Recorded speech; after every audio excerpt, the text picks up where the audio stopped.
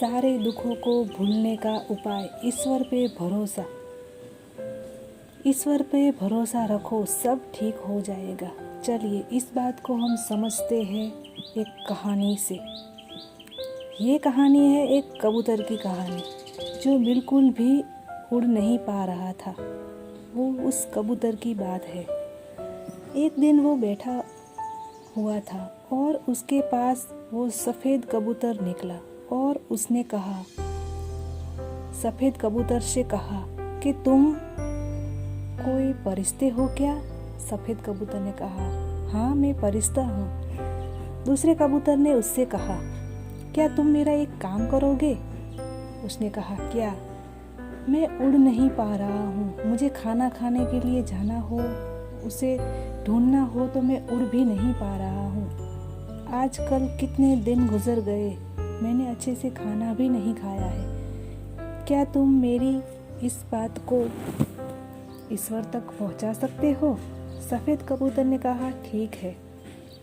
वो उड़ता उड़ता उस प्रभु के पास गया और उसने पूछा, इस कबूतर की सारी बातें कही। ईश्वर ने कहा, उसके भाग्य में दुख ही दुख है, वो कभी भी उड़ नहीं पाएगा, इसी तरह वो मर जाएगा।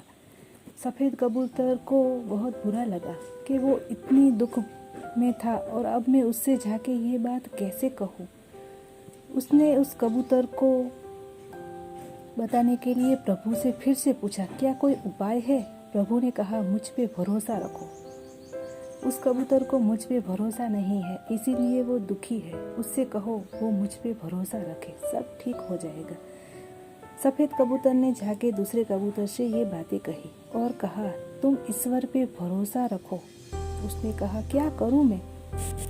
ईश्वर ने तुम्हारे लिए एक मंत्र भेजा है, तुम उसे हर वक्त उसे दोहराते रहो। जब भी तुम्हें टाइम मिले तुम ये दोहराते जाओ। ईश्वर है, वो सब ठीक कर देंगे। प्रभु को आभार मानो, शुक्रिया अदा करो कि उसने तुम्हें जो कुछ भी दिया है उसके लिए तुम आभारी हो। फिर कबूतर ने ऐसा ही किया। वो कहीं भी जाता तो ईश्वर को याद करता और कहता, प्रभु आपने मुझे जो कुछ भी दिया है उसमें मैं बहुत खुश हूँ। और इसी तरह से वो खुश रहने लगा।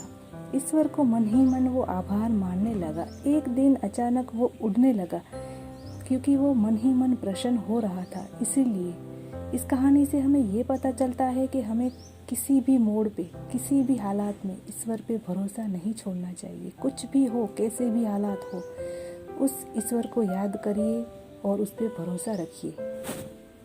वो हमारे लिए हर वक्त अच्छा ही करते हैं। हमें मन ही मन ईश्वर को शुक्रिया अदा ज़रूर करना चाहिए।